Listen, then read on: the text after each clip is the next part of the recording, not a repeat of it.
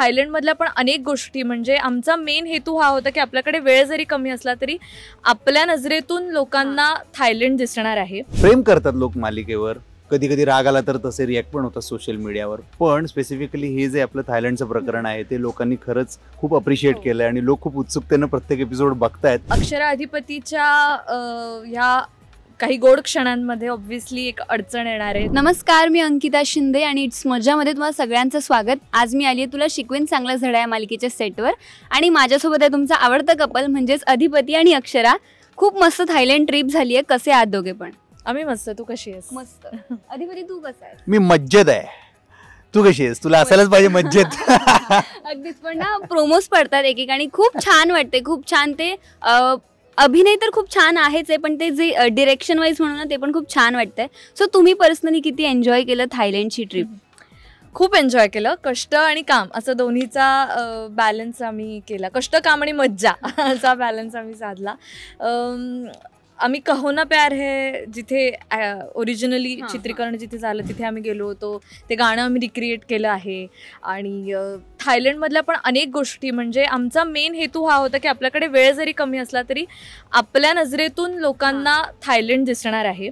त्यामुळे आमचा प्रयत्न हा होता की कमीत कमी वेळामध्ये जास्तीत जास्त गोष्टी कव्हर करणे आणि जास्तीत जास्त थायलंड एक्सप्लोर करणे, आणि जे आम्ही खूप मनापासून केलं, त्यामुळे खूप मजा आली. अगदीच. आणि तुझं आय थिंक स्वप्नच होतं, मागे पण आपलं बोलणं झालं की कामानिमित्त कुठेतरी जायला मिळायला हवं. सो आता ती इच्छापूर्ती झाली आहे. सो आता कसं वाटतंय? आता खूप छान वाटतंय. काय सांगणार, छानच वाटतंय. आणि असं काही आहे का जिथे तुला आता तुझ्या फॅमिलीला घेऊन जायचंय? हँग झालो यार. हो यार, मला आता इथे पण थायलंडला जर रुहीला आणि घरच्यांना सगळ्यांना घेऊन जाता आलं असतं तर आनंदच वाटला असता. हां, पण आता इथून पुढचं मी जे परदेशी चित्रीकरण करेन तेव्हा नक्की मी फॅमिलीला घेऊन जाईन यार.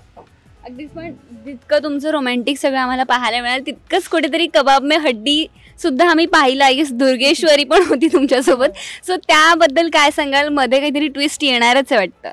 ट्विस्ट तर डेफिनेटली येणार आहे, कारण जर साधी सोपी सरळ गोष्ट चालू राहिली तर मग मजा कशी येणार. त्यामुळे अक्षरा अधिपतीच्या ह्या काही गोड क्षणांमध्ये ऑब्व्हियसली एक अडचण येणार आहे, दुर्गेश्वरी रूपी मोठी. आणि ती नेमकी काय करणार आहे थायलंडला येऊन हा प्रश्न सगळ्यांना पडलेला आहे. पण आता आजपासून ते एपिसोड सुरू तर झालेले आहेत, तर तुम्ही नक्की बघा. अगदीच. पण आता प्रेक्षक म्हणतील भुवनेश्वरी नव्हती तर तिथे दुर्गेश्वरी आली. अक्षराला काही सुटका नाहीये.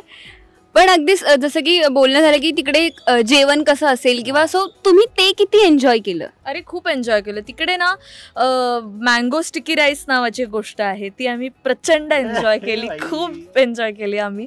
त्याच्यानंतर कोकोनट आईस्क्रीम तिथे खूप चांगलं मिळतं ॲक्च्युअल कोकोनटमध्ये. हां, कोकोनट आईस्क्रीम विथ मँगो असं एक कॉम्बिनेशन असतं. सो आम्ही तिथे नाईट मार्केटमध्ये जेव्हा फिरलो तेव्हा आम्ही तिथे वेगवेगळ्या पद्धतीचे पदार्थ एक्सप्लोर केले. आणि आम्ही ते नुसतेच एक्सप्लोर नाही केलं तर त्याचं शूटिंग पण केलं, जेणेकरून ते लोकांना सुद्धा बघायला मिळणार आहे की तिथे काय काय पदार्थ खाल्ले जातात. आणि ते इतकं इंटरेस्टिंग आहे, म्हणजे मगरींपासून, अळ्यांपासून आपलं रेग्युलर चिकन, विंचू, काय काय तुम्हाला म्हणजे कुतूहल म्हणून तरी आपण बघतो की आपण खाणार नाही ते, पण आपल्याला बघायला तरी ते मजेशीर वाटतं की अरे इथे किती व्हरायटी आहे. अगदीच. पण हे आपल्यासाठी मे बी थोडंसं वियर्ड किंवा ऑकवर्ड वालं असेल, पण आतापर्यंत तू तुझ्या लाईफमध्ये असं काही वेगळा पदार्थ ट्राय केलायस का? वेगळा पदार्थ तर नाही केलाय मी. काय mango rice, mango sticky rice आणि वर कोकोनट मिल्क ना, वरून कोकोनट मिल्क. ते कमाल होतं, पण खरंच सुंदर होतं. अगदीच. अधिपती, तू कधी असा वेगळाच पदार्थ ट्राय केलास का ज्याचं तुला रिग्रेट झालंय किंवा पण तो खूपच वेगळा होता? रिग्रेट नाही झाला असं कधी. वेगळा पदार्थ ट्राय केला आम्ही आता या ट्रिपमध्ये, फार वेळा नाही. मँगो स्टिकी राईस पर्यंत सीमित राहिलो मी. तो ते क्रोकोडाईल खाण्याचा असा एक विचार केला मी, पण माझं काही धारिष्ट झालं नाही. पण आमच्यातल्या काही लोकांनी खाल्लं ते क्रोकोडाईल वगैरे. हां, आणि आत्ता आहेत ते सुखरूप आहे तिकडे, काय नाही. आम्ही मागे एकदा अमेरिकेला गेलो होतो तेव्हा हे खाल्लं होतं, काय फ्रॉग खाल्ला होता. रिग्रेट नाही झालं, ते खाल्लं होतं मी. वेगळं म्हणशील तर. अगदीच. पण कितीही आपण फिरलो ना, म्हणजे फॉरेन तर खूप छान आहे किंवा वेगवेगळे देश छानच असतात, पण एक गोष्ट असते की तिथे गेल्यावर असं तुम्हाला कधी वाटलं का की नाही, भारत आपला भारतच आहे किंवा इंडियाच आहे? तिकडे आम्ही इतक्या कमी कालावधीसाठी होतो ना, मला असं वाटतं मी जेव्हा लास्ट टाइम US ला गेले होते तेव्हा मी 1 महिन्यासाठी गेले होते नाटकाच्या वेलकम जिंदगीच्या प्रयोगांसाठी. तर तेव्हा मला असं झालं होतं कारण मी होमसिक होते. मला माझं घर लागतं, मला ते अत्यंत महत्त्वाचं असतं आणि 15 दिवसांपेक्षा जास्त मी कुठेच नाही राहू शकत. तुम्ही मला अगदी स्वित्झर्लंडला जरी नेलं तरी सुद्धा मला असं होतं की मला लवकर घरी जायचं आहे. पण तसं इथे झालं नाही कारण ऑनेस्टली आम्हाला तेवढा विचार करायला सुद्धा वेळ नव्हता. आम्ही उठलो की शूटिंग करत होतो आणि शूटिंग थांबलं की लगेच झोपत होतो. त्यामुळे इतकी मजा आली आम्हाला आणि 15-16 जणांची आम्ही टीम होती आमची. छान आम्ही मजा करत करत ते शूट केलं, त्यामुळे होमसिक नाही वाटलं मला.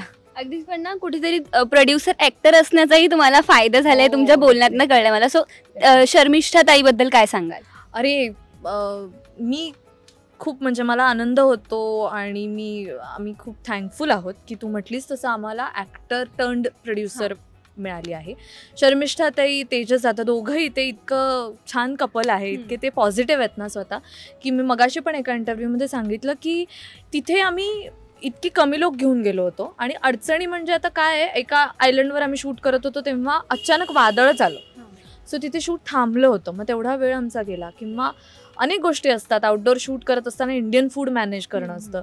तर तिथे डे 1 पासून त्यांनी आमच्या खाण्यापिण्याची इतकी व्यवस्था सुंदर केली होती की काही आमच्यातले लोक होते जे व्हेज होते, तर तिथे इंडियन जेवण आम्हाला डे 1 पासून मिळत होतं. आम्हाला असं वाटलं की तिथे पॉसिबल होणार नाही, माहीत नाही आपल्याला काय खायला लागेल. पण तसं झालं नाही. आणि आम्ही शूट जरी करत असलो तरी जर कुठे आम्ही मार्केटमध्ये असलो तर तुला हे हवं होतं ना, तुला घरच्यांसाठी घ्यायचं आहे ना, सो ते तू बघ, हां तिकडे तुला थोडासा वेळ आम्ही काढून देतो वगैरे. या सगळ्या गोष्टींची सुद्धा त्यांनी काळजी घेतली. ॲज अ प्रोडक्शन आम्ही सगळेजण छान एका बसमध्ये फिरत होतो, ट्रॅव्हल बसमध्ये. त्यामुळे एक सहलीला गेल्याचा फील होता. आणि आपले शिक्षक कसे आपल्या बरोबर असतात आणि आपली छान काळजी घेतात आणि सगळं व्यवस्थित होतं ना हे बघतात, तसा तो फील होता. आणि ते शर्मिष्ठा ताईंनी आणि तेजस दादांनी खूप चांगल्या पद्धतीने कॅरी आउट केलं. अगदीच. अधिपती, अक्षराने सहलीचा विषय काढला. तुला तुझी पहिली किंवा शेवटची सहल आठवते का?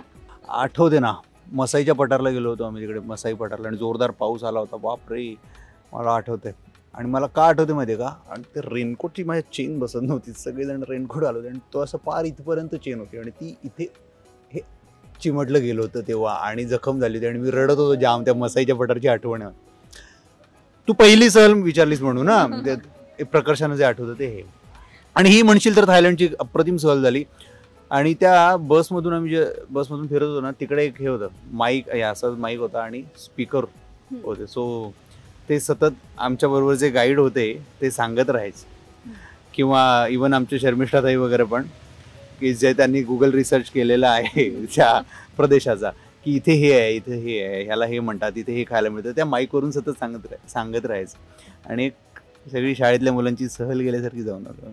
अगदीच. पण ना कलाकारांसाठी त्यांचे चाहते खूप महत्त्वाचे असतात आणि इथे जेव्हा तुम्हाला प्रतिक्रिया मिळतात तेव्हा तर आनंदच होत असेल, पण जेव्हा बाहेर जाऊन त्यांच्याकडनं रिएक्शन्स येतात तेव्हा ॲक्टर म्हणून काय फील होतं? अरे खूप छान वाटतं. आम्ही थायलंडमध्ये क्राबी किंवा फुकेट दोन्हीकडे आम्हाला मराठी भाषिक लोक भेटले आणि ते सिरियल बघत होते आणि त्यांनी एअरपोर्टपासूनच सुरुवात झाली होती की तुम्ही अरे आता काय होणार आहे सिरियलमध्ये, आता आम्हाला काय बघायला मिळणार आहे वगैरे, हे सगळं सुरू झालं होतं. आणि मला आश्चर्याचं वाटत होतं की तिकडे पण मराठी लोक आहेत आणि ते लोक आपली सिरियल बघतायत. आणि हा जो उत्साह असतो, किंवा आम्ही सोशल मीडियावर पण जे व्हिडिओज जात होते की आम्ही थायलंडमध्ये आहोत याचे, तर लोकांचे ऑलरेडी प्रतिक्रिया येत होते की आता आम्ही खूप एक्सायटेड आहोत, काहीतरी वेगळं बघायला मिळणार आहे. असं असताना तुम्हाला हे असतं म्हणूनच आम्हाला काम करण्याचा उत्साह आहे. त्यामुळे तू म्हटलीस तसं खूप महत्त्वाच्या असतात या प्रतिक्रिया. अगदी. अधिपती, तू तुझ्या फॅन्सबद्दल काय सांगशील? काय, माझे फॅन्स असे काही वेगळे नाहीत. आपल्या TSCDC जे काही फॅन्स आहेत ते प्रेम करतात लोक मालिकेवर. कधी कधी राग आला तर तसे रिॲक्ट पण होतात सोशल मीडियावर. पण स्पेसिफिकली हे जे आपलं थायलंडचं प्रकरण आहे ते लोकांनी खरंच खूप अप्रिशिएट केलं आहे आणि लोक खूप उत्सुकतेनं प्रत्येक एपिसोड बघतायत. हे त्यांच्या प्रतिक्रियांमधून आम्हाला कळतं. त्यांचे जे मेसेजेस येतात इंस्टाग्रामवर, फेसबुकवर, त्याच्यातून आम्हाला कळतं. सो आम्ही जेव्हा हे शूट करत होतो तेव्हाही आम्हाला ही उत्सुकता कुठेतरी होतीच बॅक ऑफ द माइंड की हे लोकांना कसं वाटेल, आणि आवडेल लोकांना हे वेगळं बघायला. आणि तसा तो आत्ता रिस्पॉन्स येतोय ते बघून परत छान वाटतं. आणि लोक हे आत्तापर्यंत प्रेम करत आलेत तसंच प्रेम लोकांनी ठेवावं इथून पुढे, एवढीच इच्छा आहे. अगदीच. आणि आय थिंक बऱ्याच काळानंतर असं अब्रॉडचं काहीतरी मालिका विश्वात दिसणार आहे. Right. आधी झाले पण आता मे बी बऱ्याच काळानंतर दिसणार, त्यामुळे सगळेच उत्सुक आहेत. Thank you so much. पण जाता जाता प्रेक्षकांना काय सांगाल? प्रेक्षकांना हेच सांगू की आता तुला शिकवीन चांगल्याच धड्यामध्ये एक थायलंडची सफारी तुम्हाला बघायला मिळणार आहे आणि त्यामध्ये चालू झालेली आहे ऑलरेडी आणि त्यामध्ये ट्विस्ट पण असणार आहेत. इतके दिवस अक्षरा अधिपतीच्या ज्या गोड क्षणांची तुम्ही वाट बघत होतात ते क्षण आता तुम्हाला बघायला मिळणार आहेत आणि आम्ही प्रचंड कष्ट करून अत्यंत मनापासून हे एपिसोड्स बनवलेले आहेत. आम्हाला करताना खूप मजा आली आहे शूट. सो तुम्ही नक्की बघा आणि तुमच्या प्रतिक्रिया आम्हाला कळवा. अगदीच. Thank you so much. आणि तुम्हाला दोघांनाही खूप साऱ्या शुभेच्छा. थँक्यू. मराठी चित्रपटसृष्टीतील लेटेस्ट अपडेट्स आणि गॉसिपसाठी आमच्या चॅनेलला सबस्क्राईब करा आणि बेल ऐकन दाबायला विसरू नका.